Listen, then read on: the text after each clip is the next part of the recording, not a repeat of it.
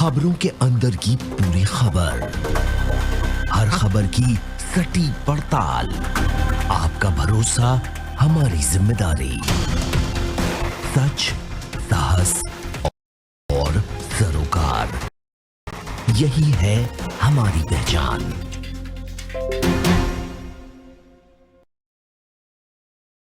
नमस्कार, स्वागत है आपका। आप देख रहे हैं प्राइम टीवी। करते हैं शुरुआत देश और दुनिया की तमाम खबरों के साथ। प्रधानमंत्री नरेंद्र मोदी और यूरोपीय संघ के अध्यक्ष चार्ल्स मिशेल ने फोन पर बातचीत की और अगले भारत यूरोपीय संघ शिखर सम्मेलन का आयोजन 2020 की शुरुआत में करने का निर्णय लिया।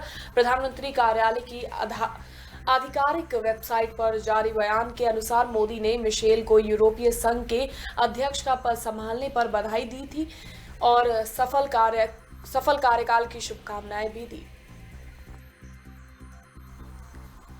नागरिकता कानून और एनआरसी के खिलाफ दिल्ली के राजघाट में होने वाले धरना प्रदर्शन को कांग्रेस ने टाल दिया है। अब कांग्रेस 22 दिसंबर को होने वाली रैली 23 दिसंबर को करेगी। प्रदर्शन के संबंध में पार्टी के महासचिव वेणुगोपाल ने बताया कि पार्टी के सीनियर नेता सोमवार को राजघाट स्थित महात्मा गांधी की समाधि के पास सत्याग्रह करेंगे। ये प्रदर्शन 3 बजे से शुरू होगा और रात 8 बजे तक चलेगा। एआईएमआईएम के अध्यक्ष असदुद्दीन ओवैसी ने नागरिकता कानून को लेकर एक बार फिर भाजपा सरकार पर निशाना साधा है। ओवैसी ने कहा कि सरकार ने सीएए को लेकर भ्रम पैदा किया है। उन्होंने इसे काला कानून और असंवैधानिक भी बताया। इसी के साथ ही ये भी कहा कि इसके जरिए केंद्र सरकार धर्म के नाम पर भेदभाव कर रही है। महाराष्ट्र नवनिर्माण सेना के अध्यक्ष राज ठाकरे ने केंद्र सरकार की मंशा के विपरीत यहां कहा कि गैर कानूनी रूप से पाकिस्तान, बांग्लादेश और अफगानिस्तान से आकर भारत में बसे प्रवासियों को उठाकर बाहर फेंक दिया जाना चाहिए, क्योंकि वो देश पर अनावश्यक बोझ है। यहां मीडिया से बात करते हुए उन्होंने कहा कि ये प्रवासी आते हैं और देश भर में फैल जाते हैं। राज्यों को उनका बोझ सहना पड़ता है। वो स्थानीय युवाओं की नौकरियां छीन लेते हैं। ऐसे प्रवासी चाहे जहां भी हो, उन्हें देश से बाहर कर देना चाहिए। नागरिकता संशोधन कानून और राष्ट्रीय नागरिक पंजी के खिलाफ देश भर में जारी विरोध प्रदर्शन के बीच बिहार के मुख्यमंत्री नीतीश कुमार की ओर से बड़ा बयान सामने आया है। उन्होंने कहा कि बिहार में एनआरसी को लागू नहीं किया जाएगा। इसके पूर्व देश भर में नागरिकता संशोधित कानून के खिलाफ जारी विरोध प्रदर्शन और हिंसा पर नीतीश कुमार ने कहा था कि जनता दल यूनाइटेड और एनडीए की सरकार के तहत बिहार में अल्पसंख्यक पूरी तरह से सुरक्षित है। उनकी सुरक्षा की मैं गारंटी लेता हूं। बंगाल के राज्यपाल जगदीप धनखड़ और राज्य सरकार के बीच का टकराव दिनों दिन अलग अलग रूपों में सामने आता रहता है। इस बार इनका टशन राज्य के शिक्षा क्षेत्र को लेकर मुखर हुआ है। जेयू का दीक्षांत समारोह अचानक रद्द होने की घटना पर राज्यपाल ने दुख जताते हुए कहा कि राज्य के शिक्षा क्षेत्र में इमरजेंसी जैसे हालात हो चुके हैं। राज्यपाल ने यह भी आरोप लगाया है कि यहाँ के शिक्षण संस्थान पूरी तरह राजनीतिक चक्रव्यूह में फंसे हैं, जो सही दिशा की ओर इशारा नहीं करता है।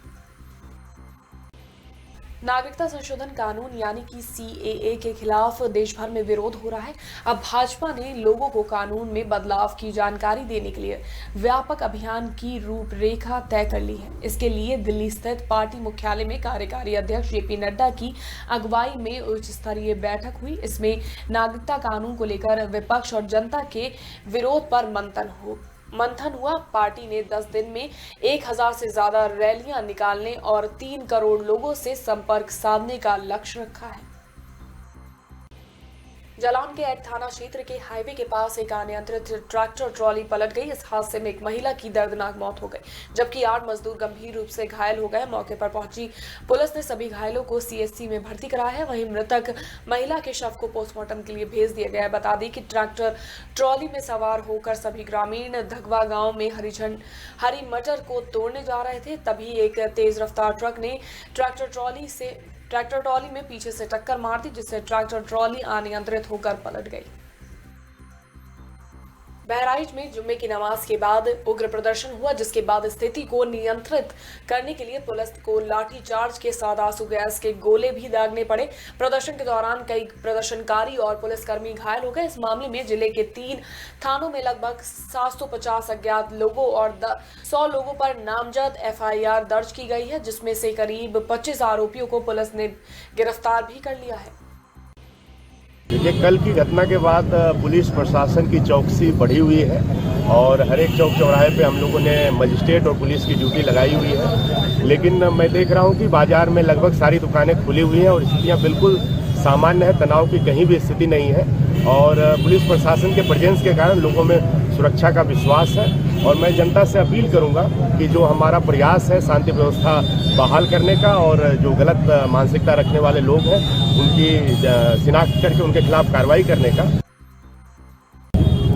कल जुमे की नमाज के बाद बहुत लोगों को बरगला के, बहला के, फुसला के और गलत मानसिकता से उनको इकट्ठा करके घंटाघर की तरफ लाने का प्रयास हुआ था, परंतु पुलिस और प्रशासन की मुस्तैदी से और जो 3 घेरे में हमारी यहाँ पर सुरक्षा व्यवस्था थी, बैरिकेडिंग थी, उस मुस्तैदी से उनके सारे मंसूबे विफल किए गए हैं। उपद्रवियों द्वारा पुलिस और प्रशासन के ऊपर जब पथराव किया गया है या भीड़ जो है वो अनियंत्रित हुई है, उसके बाद पुलिस के 1 घंटे से भी ज़्यादा समय तक समझाने के बाद भी जब भीड़ नहीं मान रही थी और पथराव कर रही थी तो उसके ऊपर कार्रवाई करनी पड़ी है। हल्का बल प्रयोग किया गया, उसके बाद भीड़ को खदेड़ा गया है।